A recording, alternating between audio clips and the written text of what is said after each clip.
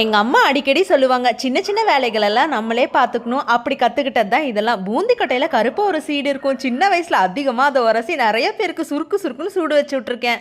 வெது வெதுன்னு இருக்கிற தண்ணியில பூந்தி கொட்டையை போட்டு ஒரு பிஞ்ச் மஞ்சத்தூள் சேர்த்து டூத் பிரஷ்ல தேய்ச்சி கழுவினா அழுக்கெல்லாம் போய் தங்க பளபளன்னு ஜொலிக்கும். வீட்லயே மெருகேத்திக்கலாம். கழுவிட்டு ட்ரையான துணியில தொடச்சா போதும். இப்ப எல்லாம் காத்து பயங்கரமா அடிக்கிறதுனால ஒற்றை கண்ணாடி எல்லாம் பொத்து பொத்துன்னு விழுந்துருது. கண்ணாடி ஒட்டுறதுக்கு நான் யூஸ் பண்றது மக்கு தான். கிளாஸ்லயும் ஒற்றை இடத்துலயும் அப்ளை பண்ணிட்டு நல்லா ஸ்ட்ராங்கா ஒட்டிக்கும். நான் அளவா 10 ரூபாய் கொடுத்து ஹார்ட்வேர்ஸ் கடையில வாங்கிக்கிட்டேன். தினமும் கட்டுற வாட்ச் வீட்லயே உபயோகிக்கிற பொருளை வச்சு புதுசு போல பண்ணலாம். டைம் ரொம்ப முக்கியம். பொழுது போனா திரும்பாத. டீப் கிளீன் பண்ணும்போது முன்னாடி சேஃப்டி பண்ணிக்கணும். இந்த சொனாட்டா வாட்சுக்கு 12 வயசு ஆச்சு. இன்னும் பத்திரமா வச்சிருக்க. எனக்கு கிடைச்ச பரிசு. டைல டிஷ்யூ பேப்பரை சுத்தி டேப் அடிச்சுட்டா டஸ்ட் போகாம இருக்கும். விபூதி கூட கோல்கேட் பவுடர் போட்டு தேய்ச்சா வாட்ச் பளபளன்னு ஆயிடும்.